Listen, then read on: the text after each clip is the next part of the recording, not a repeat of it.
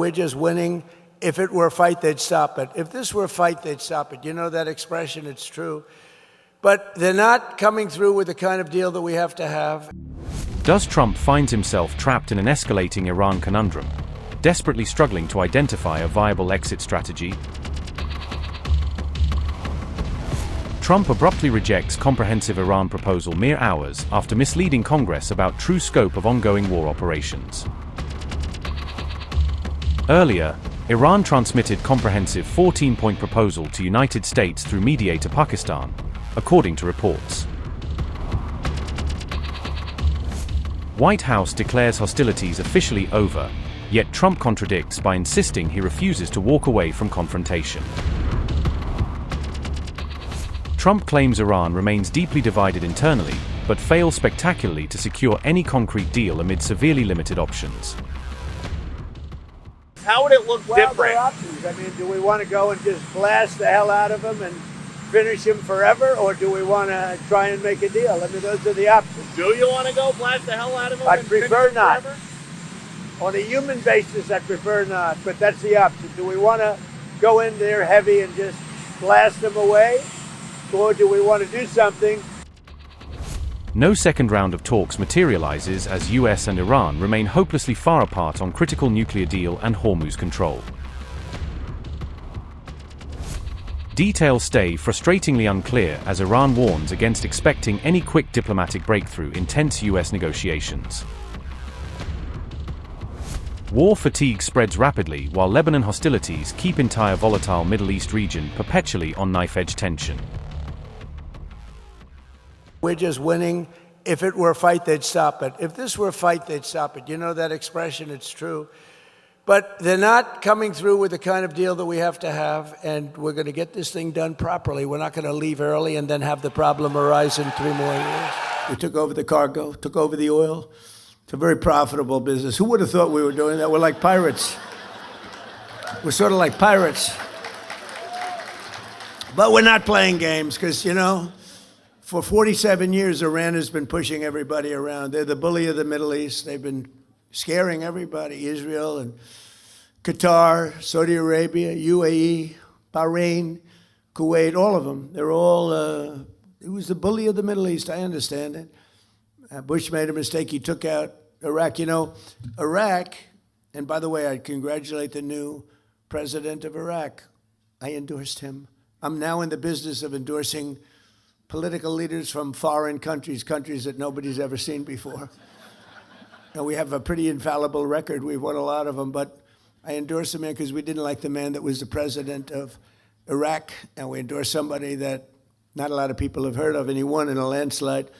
So I just spoke to him yesterday. But the relationships we have relationships that are very, very strong, very powerful relationships, and I think the Middle East is going to be taken care of. We had a lot of conversations with the leaders. I call them the new leaders. I call them the new regime, you know.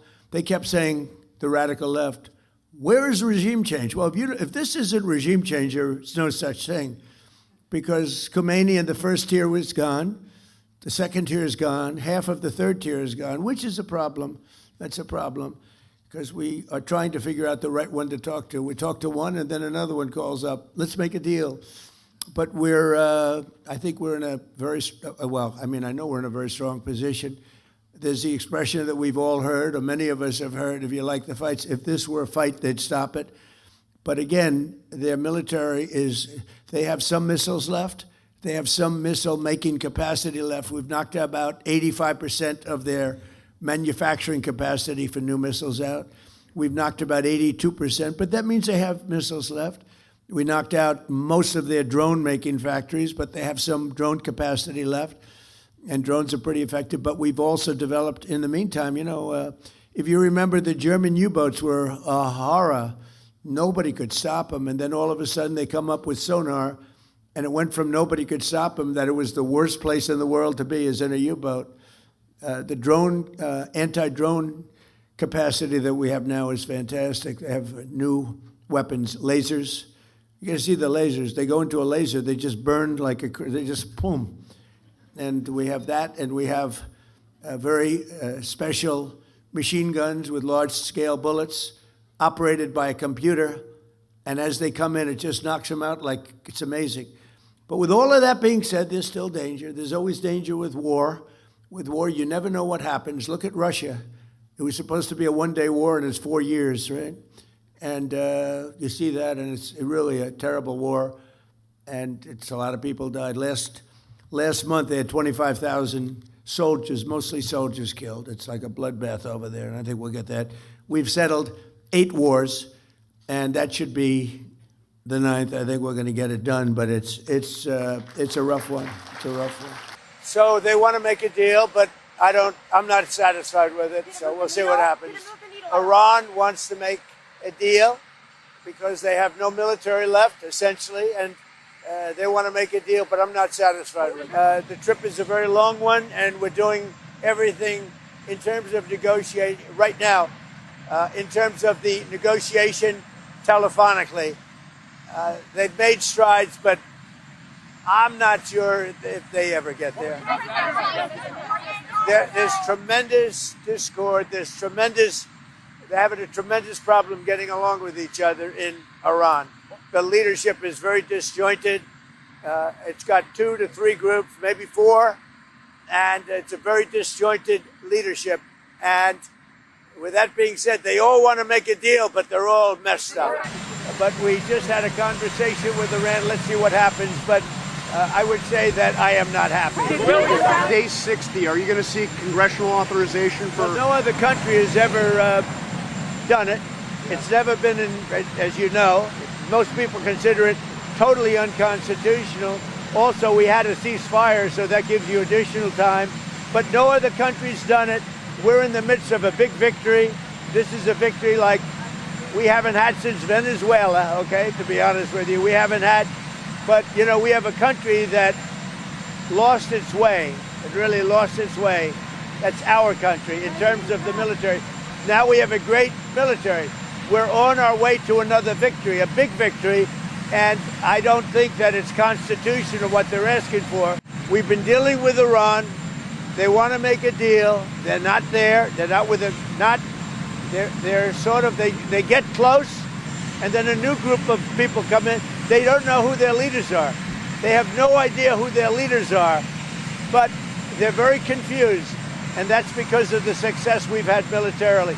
They essentially have no military. How would it look different? There are options. I mean, do we want to go and just blast the hell out of them and finish him forever, or do we want to try and make a deal? I mean, those are the options. Do you want to go blast the hell out of them? I'd and prefer finish them not. forever? On a human basis, I prefer not, but that's the option. Do we want to go in there heavy and just blast them away, or do we want to do something? That there are people in the White House who are starting to worry about our inventory of bombs and missiles. Are you worried? No, we have more than we've ever had, actually. Because all over the world we have inventory, and we can take that if we need it.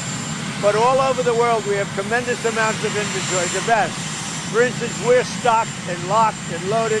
Right now, we have more than double what we had when this started. But, you know, we're all over the world. We're in many, many different countries, many different places, all packed up. It's in many ways. Now, when this war ends, gasoline and oil and everything is going to come tumbling down. But right now, as of this moment, the stock market has hit record highs.